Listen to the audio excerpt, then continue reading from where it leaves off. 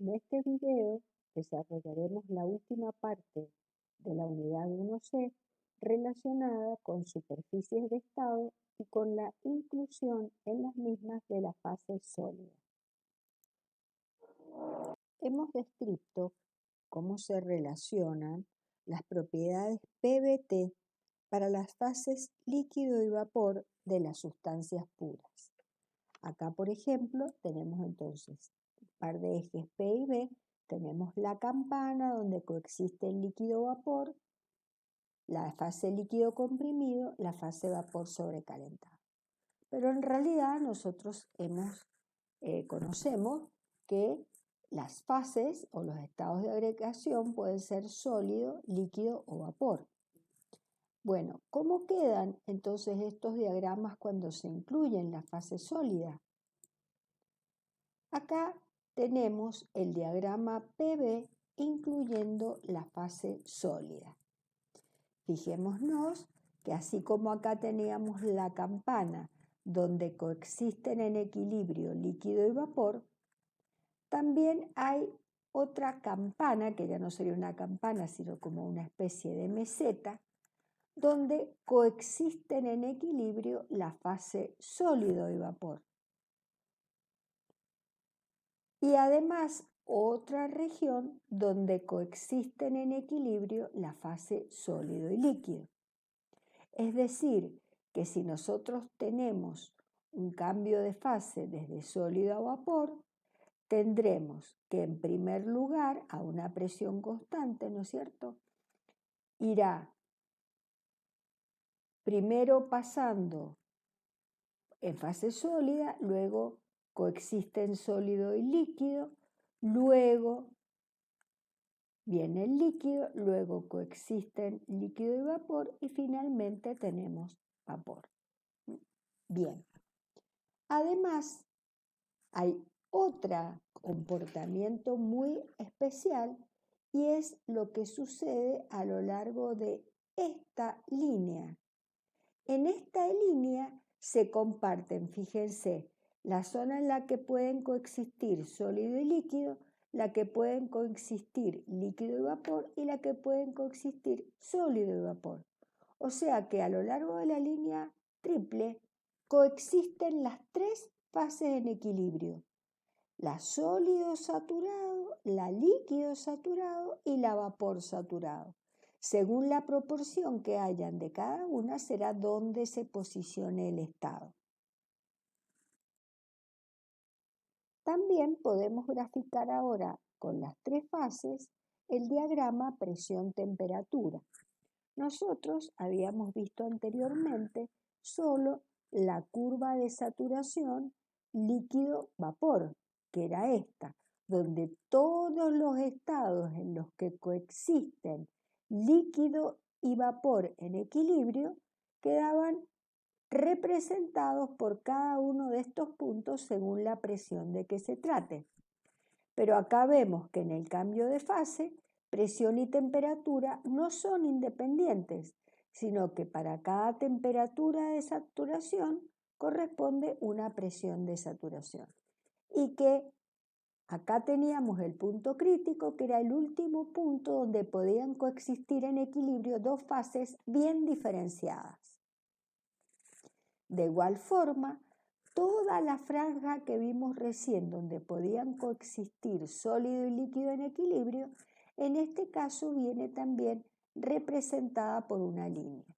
Cada línea son todos los estados posibles de coexistencia de sólido y líquido a esta presión y a esta temperatura. Esta es la curva de saturación sólido-líquido. Y esta roja es la curva de saturación sólido-gas, que se llama la curva de sublimación, donde cada punto eran los posibles estados en esta especie de meseta que vimos recién, donde coexistían sólido y vapor en equilibrio. Todos esos puntos coinciden en un único. Por ejemplo, si esta es la presión a la que queremos que coexistan sólido y vapor, Esta deberá ser una única temperatura que corresponde para que haya esta mezcla saturada sólido-vapor. Y este punto sería el que representa todos los estados de la línea triple. Y en este caso hay un único valor de presión y de temperatura al que se va a producir la posibilidad de que coexistan las tres fases en equilibrio. Entonces, en las condiciones de presión y temperatura del punto triple, pueden coexistir, o de hecho coexisten en equilibrio las tres fases. Según la proporción de cada una, será en el punto de la línea triple que se encuentren. Pero en el diagrama PT, cualquiera sea la proporción, siempre que esté presión y temperatura triple, estarán ubicado el estado en este punto. De nuevo, tenemos el diagrama de fases, donde ahora hemos detallado cada una de las curvas en las que coexisten líquido y vapor, sólido y líquido, sólido y vapor, el punto triple. Acá tenemos el punto crítico y hemos marcado una región muy particular donde el estado de agregación es distinto que todos los demás y es la región que se llama del fluido supercrítico, que corresponde a aquellos estados de la sustancia pura en la cual tenemos presiones superiores a la crítica y temperaturas superiores a la crítica. En este caso, decíamos, las características del fluido son muy diferentes a las de un líquido o la de un vapor. O sea, tiene propiedades en común de ambos. Tiene la movilidad que tienen en el vapor y la baja viscosidad que tiene también el vapor. Y además también tiene otras propiedades típicas del líquido. No nos vamos a detener, pero los invito a buscar en la web, a googlear las características originales y todas las aplicaciones que hay de fluidos supercríticos, cada vez mayores. Ahora vamos a ver un caso muy particular también, que es el que se presenta para el agua cuando el agua solidifica. Entonces, tenemos acá graficada agua líquida y agua sólida o hielo. Entonces, fijémonos que las moléculas de agua son moléculas dipolares. Significan que tienen dos polos eléctricos, con carga negativa del lado del oxígeno y con carga positiva del lado del hidrógeno. Entonces, ¿qué pasa? Se produce una atracción dipolo-dipolo que no es un enlace químico, sino que es una fuerza electrostática de atracción dipolo-dipolo que se llama puentes de hidrógeno. En la fase sólida, que es el hielo, estos puentes de hidrógeno obligan o mantienen posicionadas las moléculas en una ubicación un poco más alejada que lo que sucede en la fase líquida. En la fase líquida, donde tienen otra movilidad las moléculas, los puentes de hidrógeno son más cortos, pueden ser más cortos. De esta forma, el agua líquida es más densa que el hielo. Esto se produce solo a temperaturas próximas al cambio de fase, líquido-sólido. Entonces, ¿qué es lo que pasa? Que cuando el hielo funde, el agua es más densa que el hielo. Por eso fíjense que cuando hay agua y hielo, el hielo flota. Flota porque tiene una densidad inferior a la del líquido en esas temperaturas.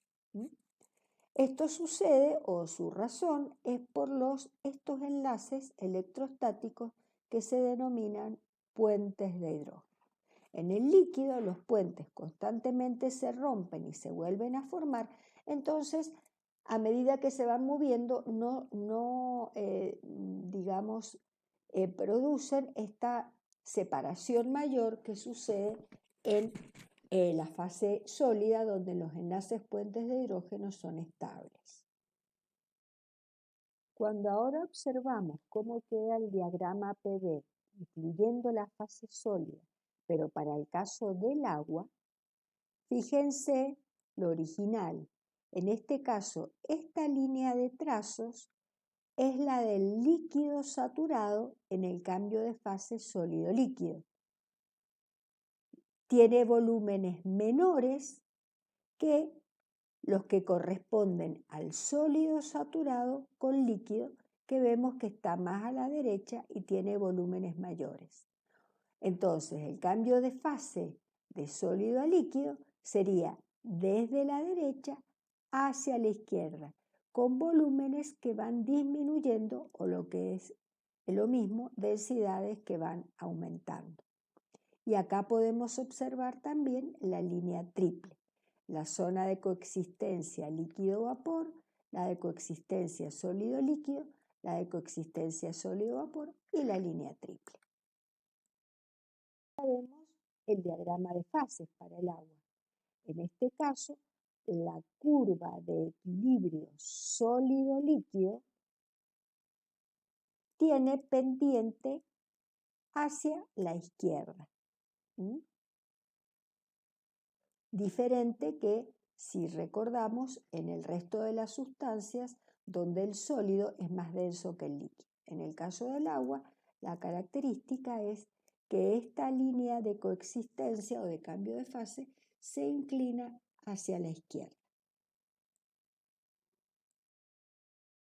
Ahora vamos a tomar conciencia en que si nosotros estamos representando los estados de equilibrio de una sustancia pura con una terna de coordenadas P, B y T, donde cada estado de equilibrio tiene un único valor de P, B y T para la sustancia, para ese sistema, quiere decir entonces que podemos graficar todos estos estados de equilibrio en una terna de ejes P, B y T. Por lo tanto, todos los estados posibles de equilibrio de una sustancia pura en esta terna de ejes adquieren una configuración de superficie de estado. Nosotros, por simplicidad y para no trabajar con estas superficies, trabajamos con proyecciones de estas superficies en pares de ejes. Entonces hemos visto el diagrama PB, el diagrama TB y el diagrama PT.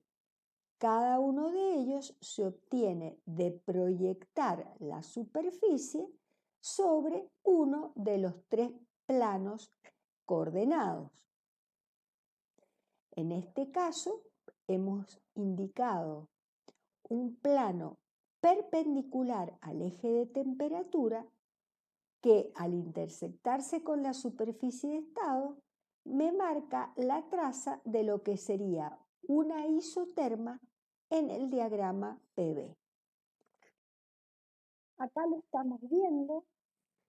Recordemos entonces, esto es cuando hacemos el diagrama en dos dimensiones.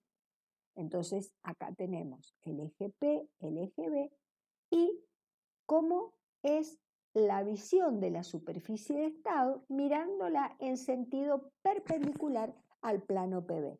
Es decir, acá tenemos presión, volumen y temperatura.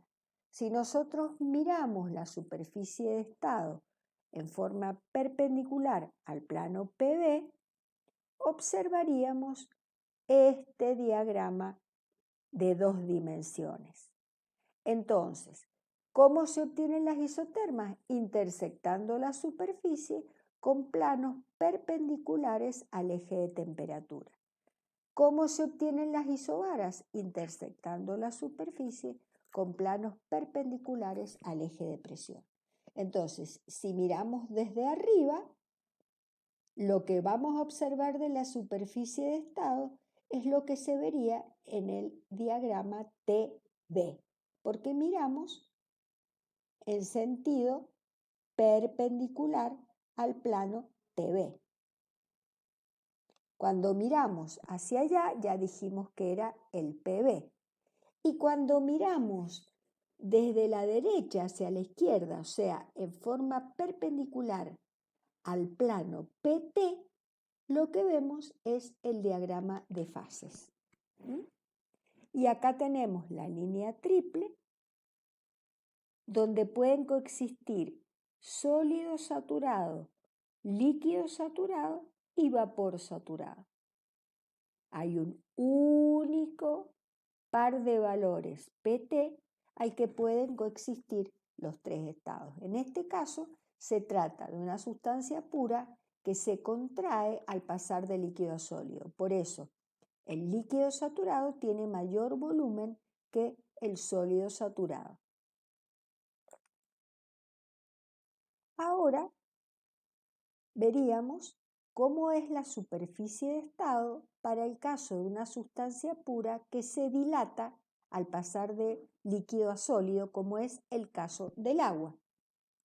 Acá habíamos visto el diagrama bidimensional PV y ahora tenemos la superficie de estado. Este plano verde es un plano perpendicular al eje de presiones, por lo tanto, la traza con la superficie de estado sería la traza de la isobara. En un diagrama PV, nosotros si trazamos planos perpendiculares al eje de temperatura, tendríamos la traza que serían las isotermas. Y esta, que es la isoterma crítica con un plano perpendicular a la temperatura crítica.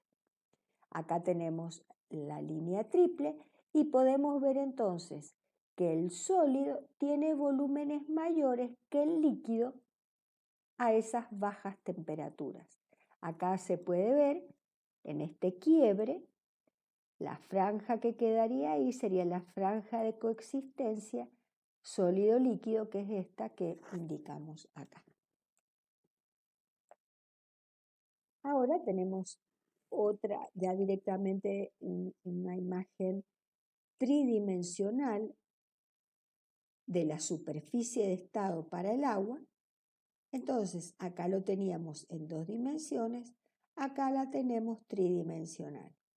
Entonces, esta color verde, verde limón podríamos decir, es la de coexistencia líquido-vapor. La celeste, la de coexistencia sólido-vapor, y acá no la vemos porque recuerden que por tener el sólido mayor volumen que el líquido nos queda ahí plegada, pero allí no se ve, sería la de coexistencia líquido-sólido. Esta verde botella es la que los estados de equilibrio son líquidos. Esta amarilla en la que el estado es vapor sobrecalentado. Acá hemos indicado en color fucsia la zona supercrítica. Y acá tenemos la línea triple. Veamos otra perspectiva. Acá tenemos cuando la observamos en sentido perpendicular al eje de temperatura.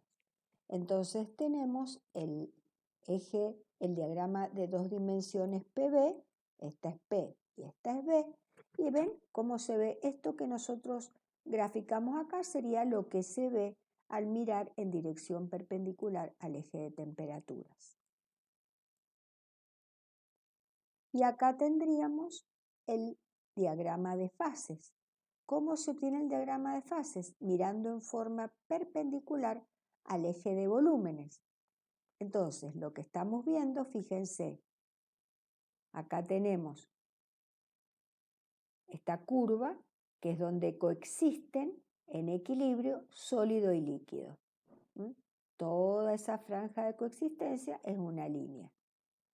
Esta que tenemos acá, que es la curva que le decimos de vaporización o de equilibrio líquido-vapor, sería la proyección. ¿Vieron toda esta superficie verde limón? Cuando uno mira bien perpendicular, se ve solamente esta traza.